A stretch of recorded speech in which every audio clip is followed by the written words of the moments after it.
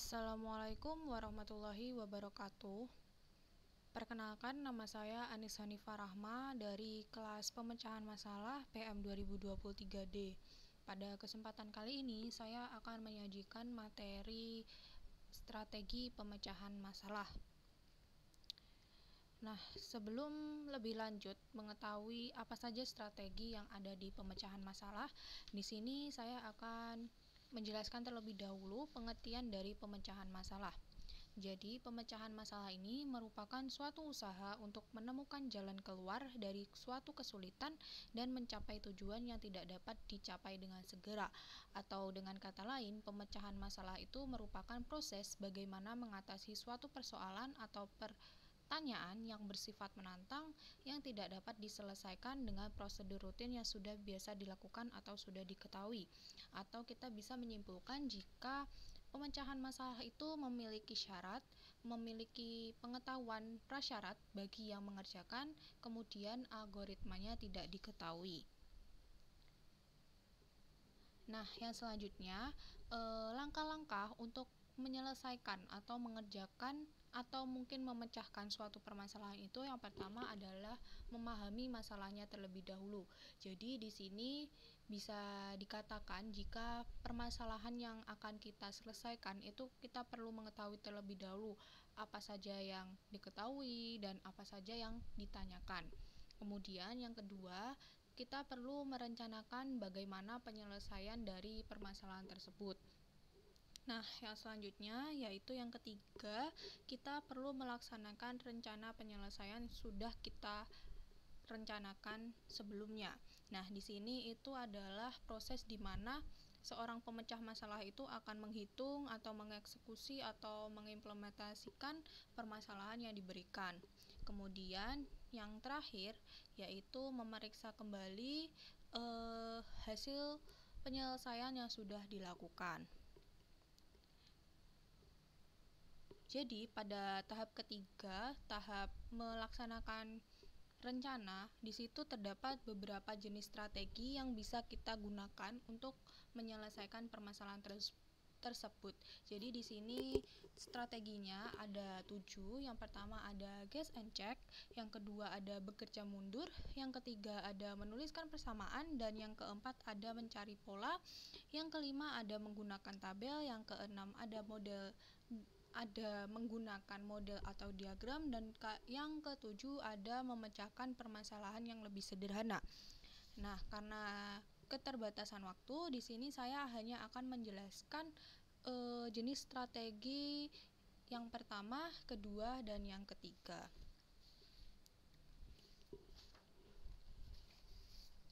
Jadi untuk yang pertama di sini terdapat strategi guess and check. Jadi strategi guess and check itu bisa kita sebut juga sebagai strategi menebak dan menguji. Jadi strategi ini itu didasarkan pada aspek-aspek yang relevan dengan permasalahan yang ada, sekaligus ditambah dengan pengetahuan dari pengalaman sebelumnya. Nah, hasil tebakan yang digunakan itu tentu saja harus diuji kebenarannya, diikuti dengan sejumlah alasan yang logis. Jadi berikut merupakan contoh soal untuk strategi guess and check. Jadi untuk dapat mengerjakan persoalan tersebut, maka kita bisa menentukan kemungkinan ketiga bilangan tersebut, lalu menguji kebenarannya. Nah, saat menebak ketiga bilangan yang mungkin, itu kita tidak hanya asal menentukan bilangan tersebut, tetapi harus dipikirkan secara logis dengan harapan tebakan yang kita lakukan itu adalah jawaban yang benar. Yang selanjutnya di sini adalah strategi bekerja mundur. Jadi strategi bekerja mundur ini cocok untuk menjawab permasalahan yang menyajikan hasil akhir dan menanyakan sesuatu yang telah terjadi sebelumnya.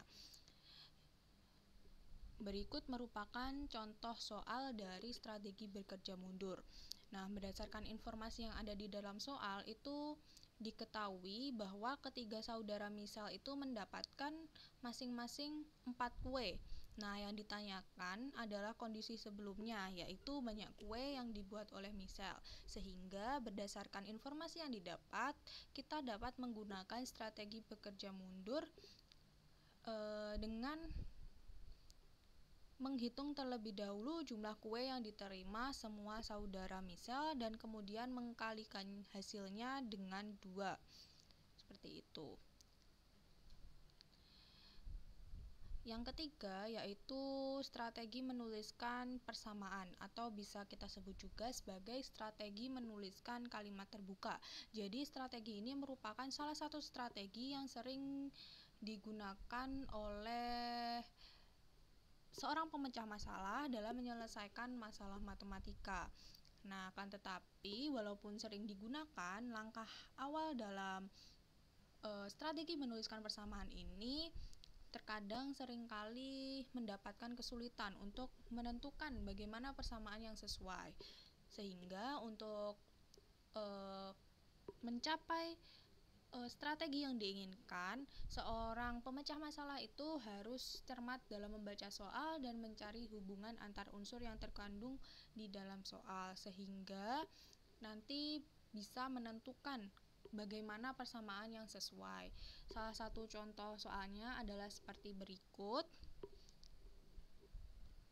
Jadi berdasarkan soal ini, langkah pertama yang harus kita lakukan adalah menentukan bagaimana hubungan antara panjang dan lebar serta hubungan dari keduanya dengan keliling.